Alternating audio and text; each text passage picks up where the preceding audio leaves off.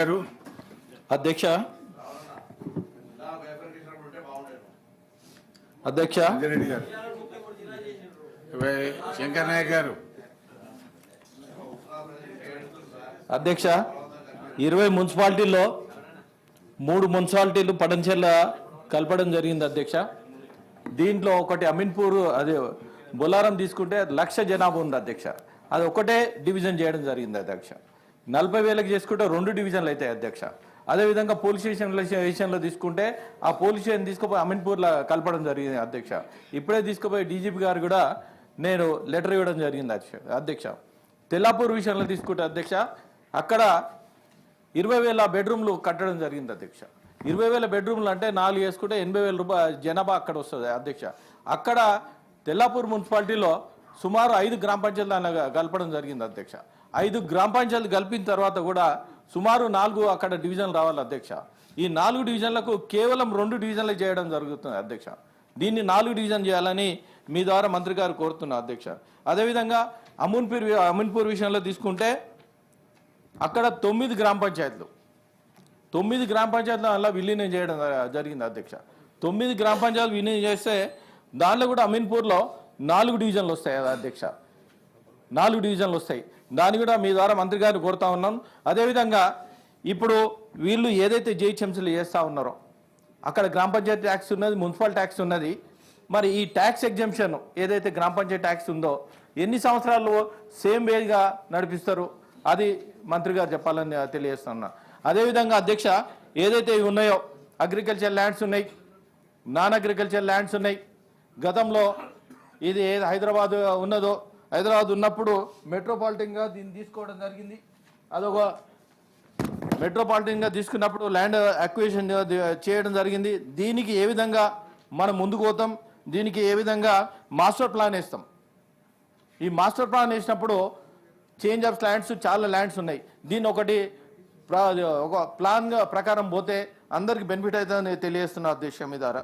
అదేవిధంగా infrastructure development, infrastructure ఏదైతే requirement ఉందో ఆ ఫ్యూచర్ ప్లాన్స్ అది మోస్ట్ ఇంపార్టెంట్ అధ్యక్ష.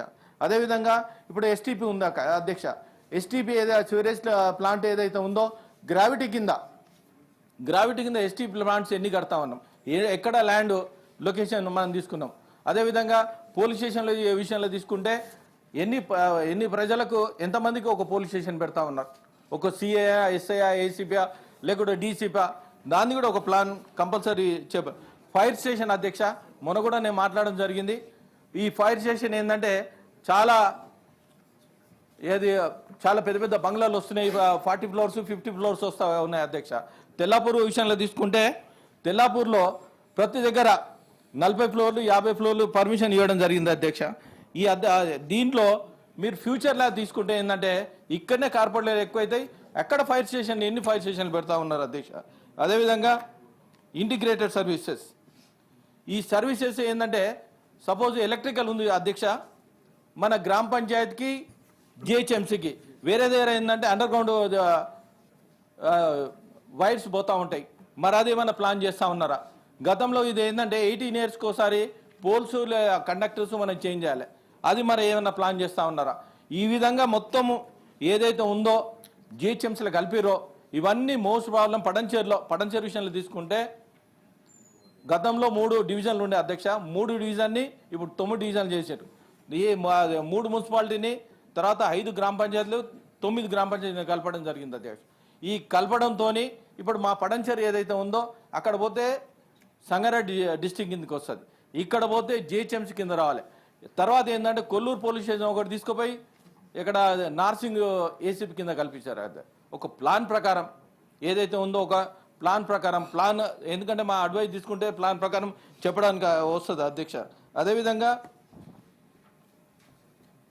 ఇప్పుడు ఏదైతే ఉందో అధ్యక్ష ఇవి మేమిచ్చిన దాని ప్రకారం ఏది ఎస్టీపీ ప్లాంట్స్ అయినా తర్వాత ఫైర్ స్టేషన్ అయినా పోలీస్ స్టేషన్ అయినా స్కూల్స్ అధ్యక్ష, స్కూల్స్ కాలేజీలు గ్రౌండ్స్ ప్లే గ్రౌండ్స్ దీనికి ఏదైనా ల్యాండ్ డిమార్కేషన్ చేసుకొని మనకు ఏదైతే జిహెచ్ఎంసీ కావాలనో దాని ఫ్యూచర్ ప్లాన్ ప్రకారం పోతే దాన్ని బాగుంటుందని మీ ద్వారా తెలియజేస్తా ఉన్నా అధ్యక్ష.